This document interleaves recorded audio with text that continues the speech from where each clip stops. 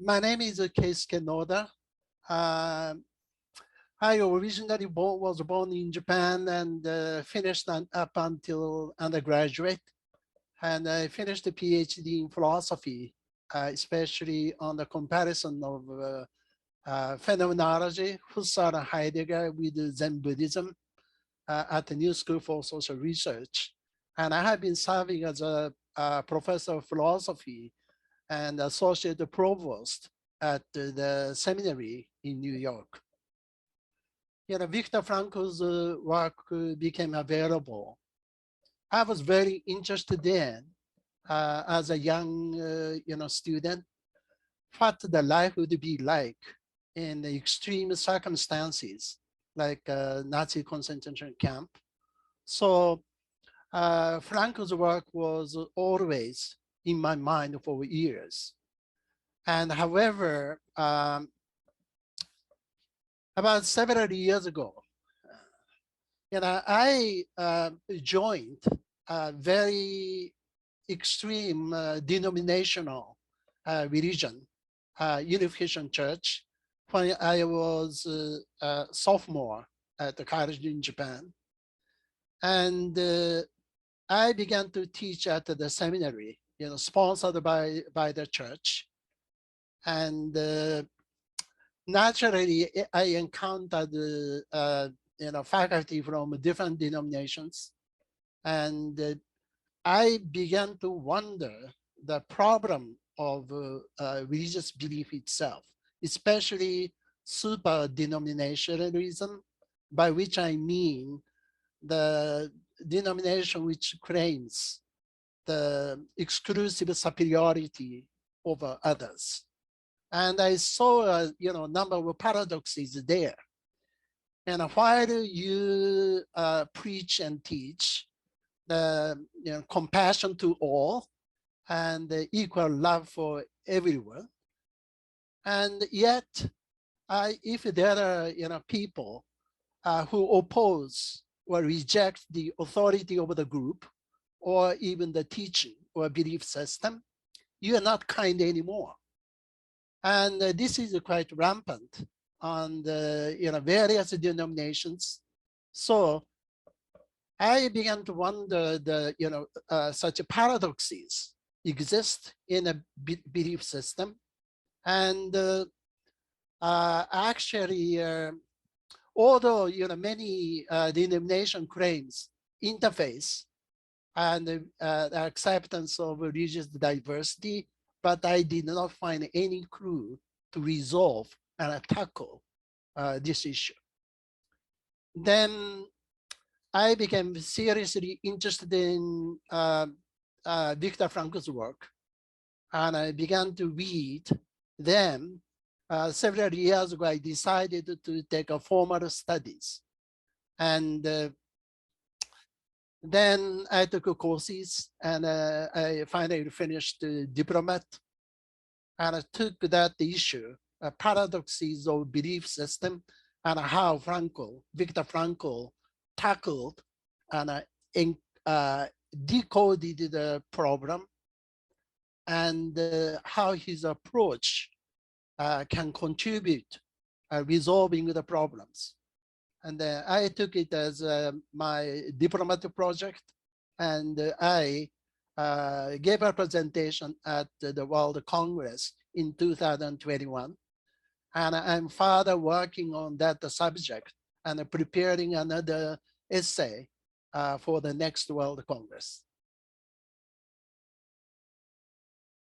Since my background is philosophy, although I explore the various writing on the therapies and brain science and philosophy of mind, but my primary interest is more on a philosophical side.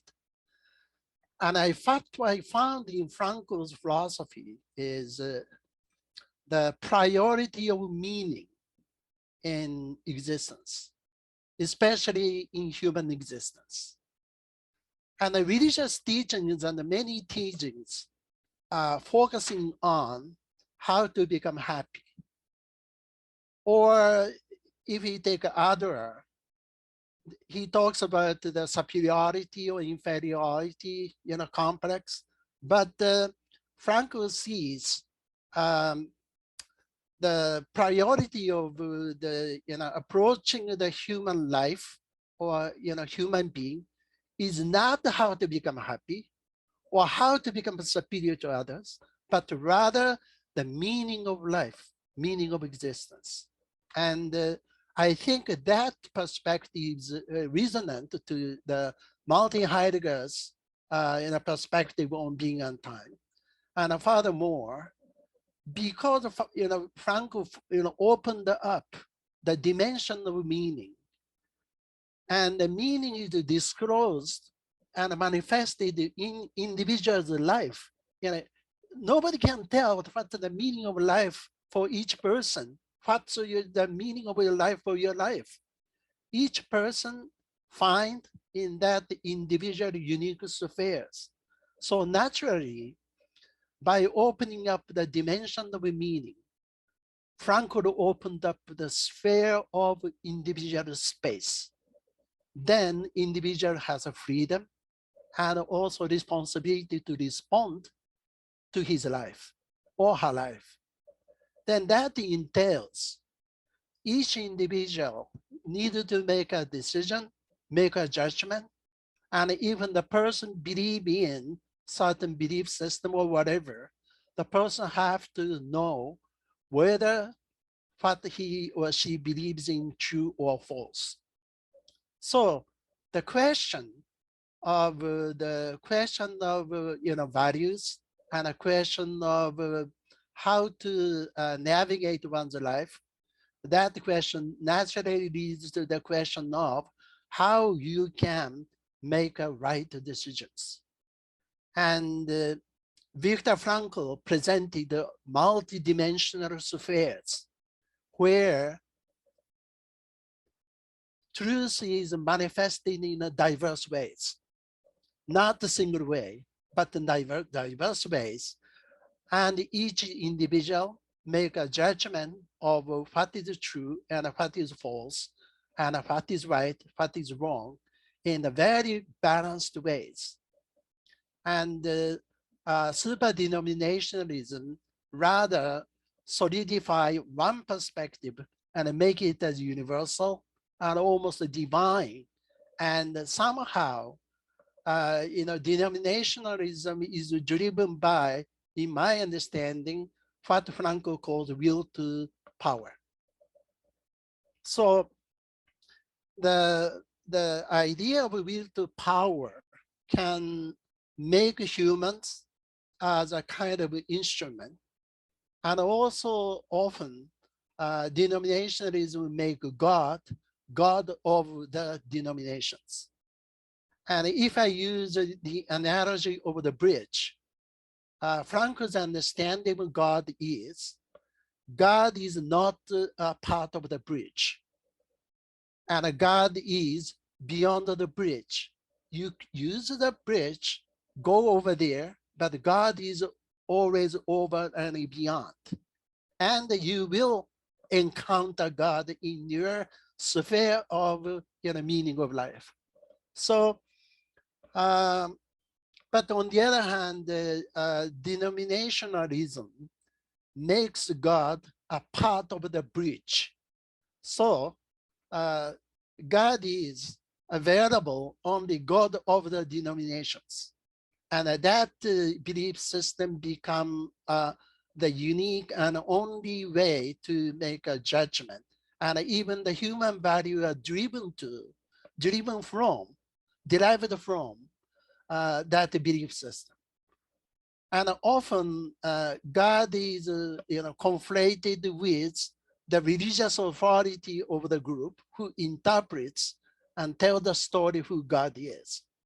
So rejection of the belief system or the authority of the group become anti-human, is regarded as anti-human, and rejection of all human values from a denominational point of view. So if somebody rejects the authority of the group or that belief system, they are considered, the person is considered as anti-human or anti-all values, not just for the denomination. That's why believers can do a very inhumane action toward others out of the devotion to the faith. So Viktor Frankl's multidimensional ontology, or Frankl's perspective to allow various perspectives, you know, and consider things in balance, makes each individual, allow individual to make a balanced judgment on truth. So I think, and also furthermore, for Frankl, values has to be lived values. So it's a practiced. Through the practices, you can cultivate your conscience and characters. On the other hand, in many belief systems, values are not, sometimes they talk of the lived values, but often it depends on the belief systems. So if you reject the belief system, that's the end of basically the story. So I think Frankl present very humane philosophy, and Frankl's philosophy really respects and value each individuals. And Frankl is open to belief system, and each individual can choose, but he can avoid and present a type of belief system by avoiding the pitfall of super denominationalism. So in this sense, I think Frankl's profound understanding and approach to priority of the meaning in human life and a respect for the individual opens up the healthy, balanced sphere of interpretations, and each individual can make a proper judgment. And Frankl often uses the analogy of a language for religion. And he says that just like no language is superior to others, it is ridiculous to speak of the superiority of a particular belief over others. So while he respects each person's religious belief, yet he opens up the sphere where you can avoid the pitfall of denominationalism, super denominationalism. Meaning of life is a process. So meaning is contextual. So meaning is disclosed on the different layers, and in your relationship with your spouse, or to somebody you do not know of. So, and also you can find the meaning by changing your perspective, and even the realization that this particular moment is the sphere I'm alive, that kind of thing. Rather than expecting something would happen in the afterlife or so, in religion, often they tell, if you do X, Y, Z, you may be rewarded in the afterlife also. So somehow your existence is postponed, like a spiritual, life insurance premium or something. You pay a premium now, and you get the reward in the afterlife. And it's a kind of postponing your existence into another realm. But the reality is here now, So often, I think the meaning is disclosed at the moment by encountering something and by doing something for somebody, and also changing your perspective and find something uh, you uh, something you profoundly happy and fulfilled, even in the moment of uh, suffering, and you feel like I'm happy to be alive. You know, this is what I'm living for. So I'm grateful for the fact of being alive and the fact of being encountering you, and by doing this. Uh, so I think discovery is given and unfolded at the moment. And so multiple ways, I think the meaning is disclosed, and it's an ongoing process, I believe. Yeah. We tend to think meaning is some kind of object, but meaning is not really an object, but rather it is like a truth. It is unfolded onto you, just like when you discover truth, you do not seek and grasp, and you can never find it that way, but rather in the process, truth is disclosed to you, and you say, aha, you know, that is the experience of truth. And in a very similar way, meaning is something unfolded to you and appear to you. And I think Taoist tradition, yeah, even I think Zen tradition is the same. Let it be. So often, I think we are driven by the ego consciousness and are trying to pursue something as an object, but rather let it be and let it go. Uh, just like I think the human body, uh, we we may think that the medicine or a doctor can cure, but it's not true. It is the body's natural capacity that can cure the problem.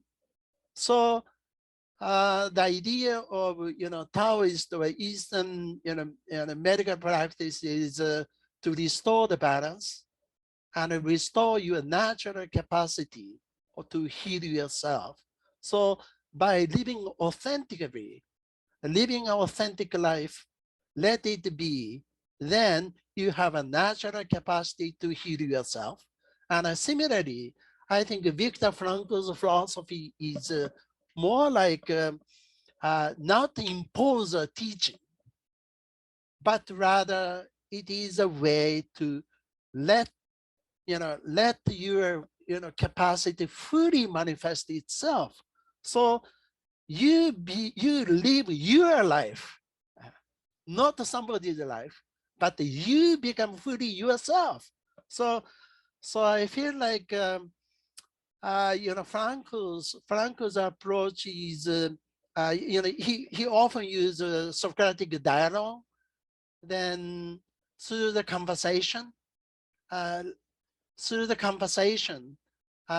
the person who's discussing with the therapist find the meaning himself or herself. So I think uh, the Franco's approach and the Taoist approach is based upon the full potential each individual has and a human being has, and let it be, and it is unfolded. Actually, I developed a course, The Meaning of Life, because of Viktor Frankl. And Viktor Frankl's philosophy is the central one.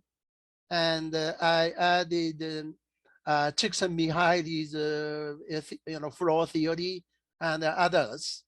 But I built that, developed that course. And also I teach philosophy of religion and ethics, theory of human natures. And for every course, Viktor Frankl's perspective uh,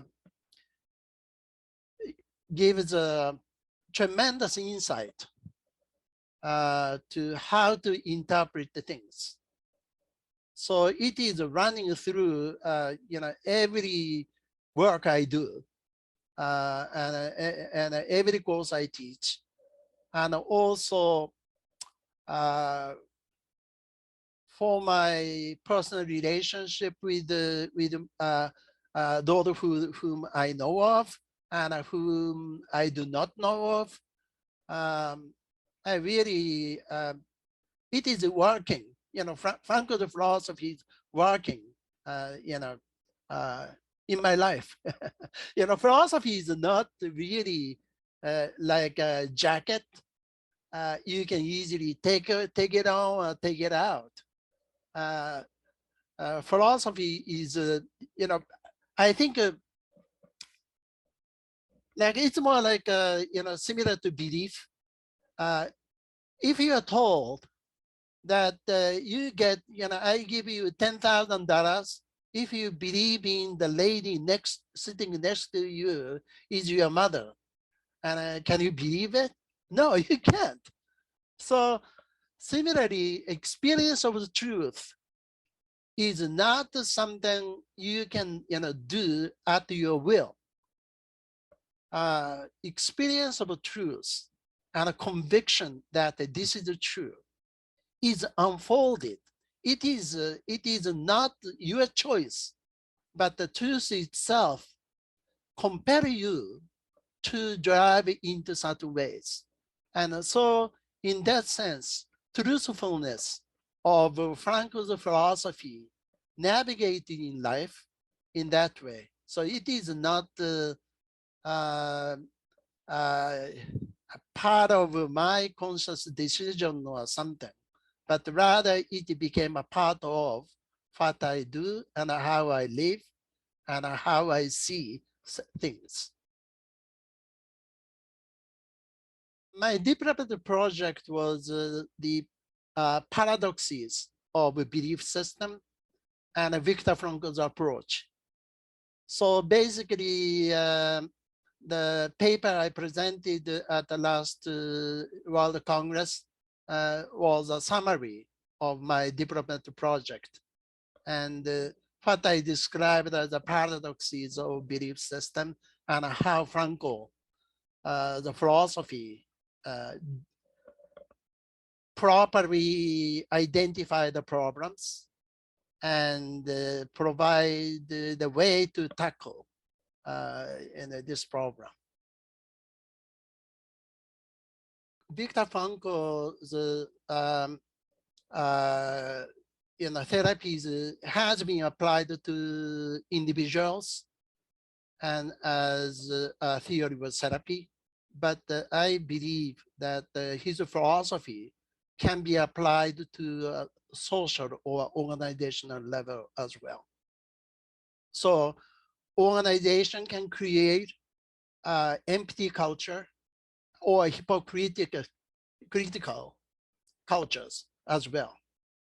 So what I attempted was to apply Frankl's analysis and a critique to the Adler and Freud as the exercise of will to power and will to pleasure. I applied his critique to the organizational level. And I believe that Frankl's philosophy can be applied to social and organizational level as well.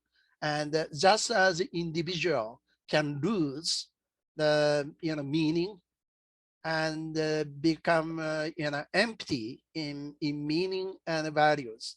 Similarly, domination of power can corrupt the organization and create such culture. And in case of religious beliefs, on one hand, if you believe in certain, uh, tremendously wonderful, teachings, but in practice, you do in fact inhumane actions, and that can create hypocritical character and culture as well, and misuse individuals as only means rather than the purpose. So I think Franco's philosophy can be developed and applied to profoundly on a social organizational level as well. And that has to be done. Just as Heidegger often talked about the forgetfulness of the question of being, and he approached the question of being, existence, from the perspective of meaning. And similarly, the Frankl zoomed in the dimension of meaning rather than rampant theories of happiness, theories of others. And I think that Frankl's perspective has a very penetrating perspective that that has been not talked about. So I think the shift of way of thinking on a different level. Heidegger did on in one way, but rather Frankl's approach is far more practical, and I think Frankl's philosophy has a ethical, moral dimension, which I think in my view, Heidegger lacks. I'm already 72 years old, and because of the time left for my life, and I want to do somehow to resolve and contribute some way to the things I can do best.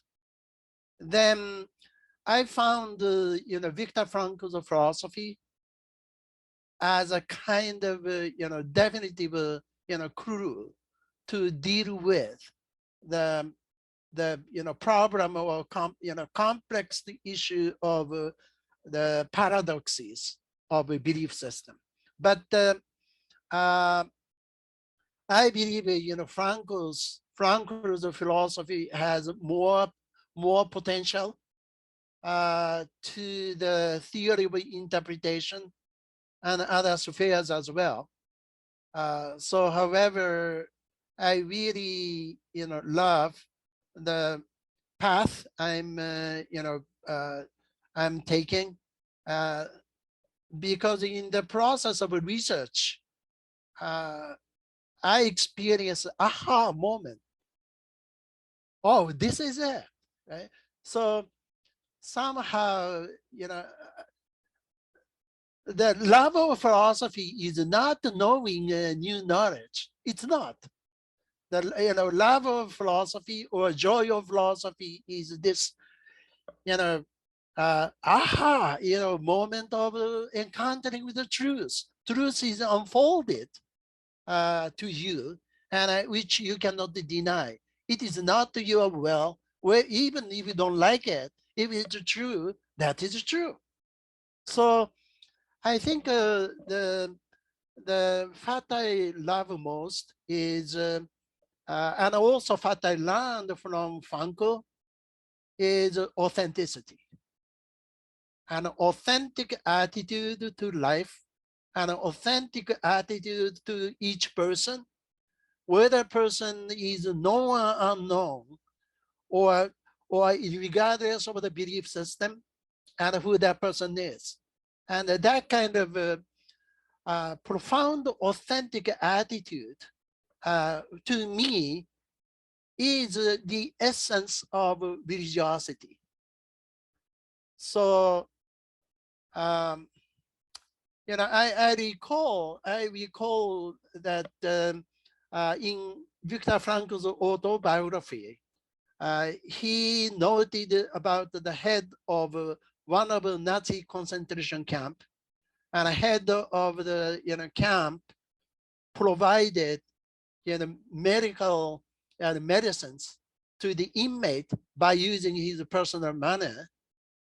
Then after the end of the World War II, former prisoners, Nazi prisoners, and they hid the head of Nazi concentration camp from the authority unless you give some fair treatment to this person. We do not tell where he is.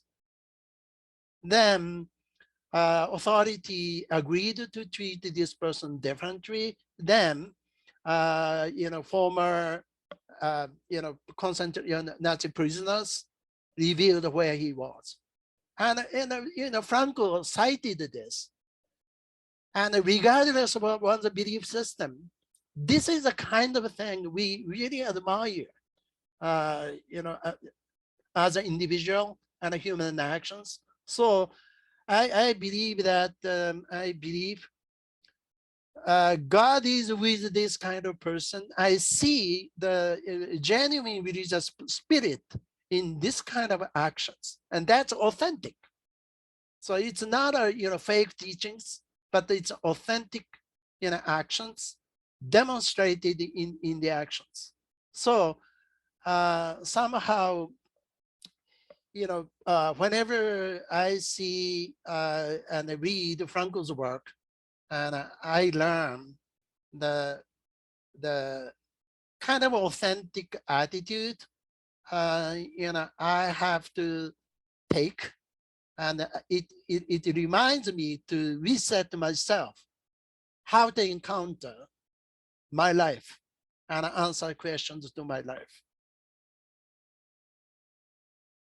Yeah, one of my favorite Franco's idea is that do not expect from your life to provide something from your life, but rather you are responsible to answer to your life. And in Japanese, 人生に物事を期待するんではなくて、あなたの人生そのものがあなたに答えることを求めている。あなたは自分の人生に答える責任がある。Your life is asking you to answer the questions. Yeah. Don't expect from your life, but rather you answer to your life.